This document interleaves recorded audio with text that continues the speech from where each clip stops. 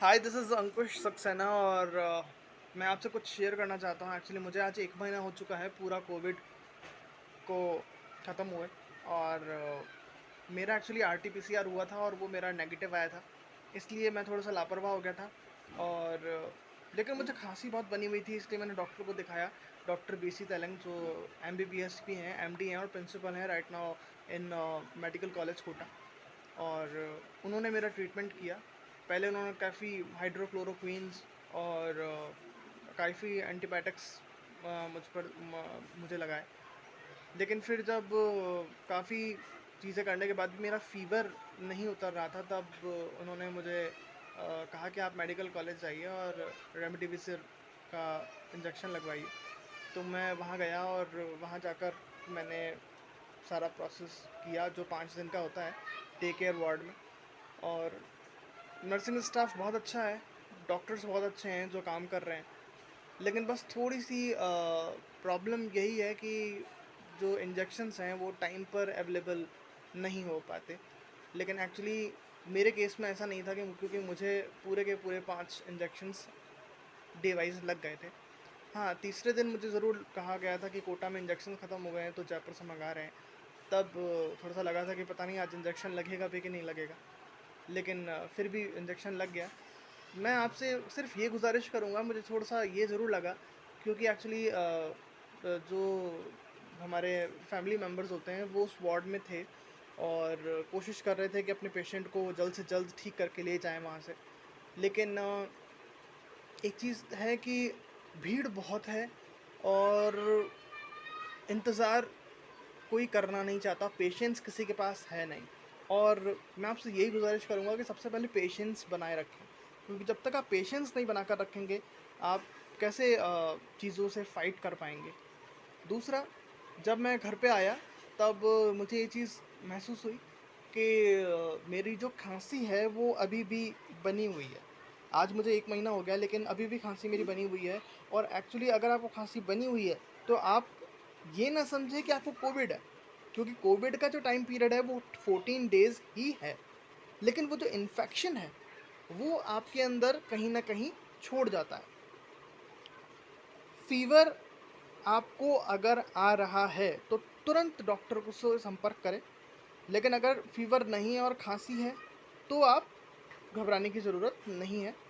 Actually मुझे भी doctor BC Telang ने ये कहा था कि अगर आपका आरटी-पीसीआर नेगेटिव है, तो आप एचआरसीटी करवाएँ, सीटी स्कैन करवाएँ और सीटी स्कैन में मेरा स्कोर जो था, वो 12 था और ये एक्चुअली 50% से ऊपर होता है कोविड।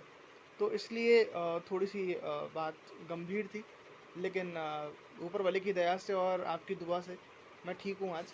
और एक चीज़ मैं आपसे ये ज़रूर कहना चाहूँगा कि इसमें मेरी मम्मी का बहुत सपोर्ट रहा, क्योंकि उन्होंने मुझे लौकी का जूस और एक गिलोय का काढ़ा, उन्होंने मुझे बराबर पिलाया सुबह-शाम, बल्कि शायद दिन में 3 बार। हाँ, दिन में 3 बार मैं पीता था। गिलोय का काढ़ा जिसमें काली मिर्च ज़्यादा होती थी और वो चीज़ आप भी करें तो मेरे ख़्याल से आप ज़्यादा अच्छा महसूस करेंगे। एक कोशिश करें कि अपने नाक में सरसों का तेल ज़रूर डालें, क्योंकि ये जो इन्फेक्शन है ना, वो आपको बता देता हूँ कि मुझे कब महसूस हुआ कि था कि मुझे कोविड हो गया है। जबकि मेरा आरटी-पीसीआर नेगेटिव था, उसके बावजूद मुझे ये लग रहा था कि मुझे कोविड हो गया है। क्योंकि इसमें क्या है कि खाँसी जो है वो धास की तरह उठती है, सूखी खाँसी होती है। दूसरा, आपके लाल जो पैचेज़ हैं हल्के-हल्के, वो आपकी बॉडी पर होने लगते हैं। दूसरा, आपका गला सूखता जाएगा और नाक में ना एक हल्की-सी इचिंग सी महसूस होगी। छींक नहीं आएगी आपको, एक हल्की-सी इचिंग महसूस होगी और वो इचिंग आपको ये दर्शाती है कि आपको कोविड है। गलतियाँ ना करें, क्योंकि मास्क लगाना बहुत ज़रूरी है। और मैं आप सभी से हाथ जोड़कर निवेदन करता हूँ, जो लोग बोलते हैं कि अरे कुछ नहीं है, ये सब डब्ल्यूएचओ की करामात है और गवर्नमेंट को पैसा चाहिए, इस वजह से ये प्रोपोगंडा मचा रखा है कोरोना का। मैं आपसे हाथ जोड़कर विनती करता हूँ, ऐसा कुछ भी नहीं है दोस्तों। मैं भुगता हुआ हूँ, इसलिए आपसे बोल रहा हूँ। तो प्लीज़ अपना ध्यान रखिए और अपनों का ध्यान रखिए, क्योंकि प्रॉब्लम आपकी या हमारी नहीं है, प्रॉब्लम हमारे परिवारों की है। हम सही रहेंगे तो हमारे परिवार सही रहेंगे ना। इसलिए आपसे गुजारिश है मेरी कि अपना ध्यान रखें। गिलोय का काढ़ा ज़रूर पीते रहें, भाप लेते रहें, गिलोय का काढ़ा पीते रहें। जो डॉक्टर्स ने आपको ट्रीटमेंट दिया है वो तो ज़रूर लेना ही लेना है, लेकिन साथ में ये चीज़ें भी लेते रहें। अनुलोम-विलोम ज़रूर करें, मैंने भी इस चीज़ को महसूस किया है। अनुलोम-विलोम और ब्राह्मी, ये ज़रूर करें। थोड़ी बहुत अगर एक्सरसाइज़ आपसे बनती है तो ज़रूर करें। मुझे आज 1 महीना हो गया है, लेकिन तब भी वीकनेस बहुत बनी हुई है।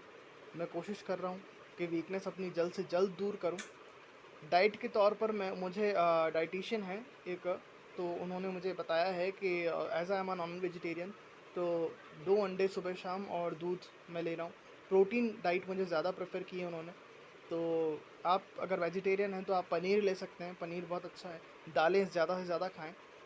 कोशिश करें कार्बोहाइड्रेट कम खाएँ, और अपना जो पेट है वो साफ़ रखें, कॉन्स्टिपेशन ना होने दें। और इसी के साथ मैं आपसे ये कहूँगा कि हमारे भारत की सरकार, चाहे वो राज्य सरकार हो या केंद्र सरकार हो, बहुत मेहनत कर रही है हम लोगों को बचाने में। हमारा भी फ़र्ज़ बनता है कि हमें उनकी मदद और अपनी मदद खुद करनी चाहिए। अपना ध्यान रखें, मास्क और सैनिटाइज़र का यूज़ करते रहें। जय हिंद, जय भारत।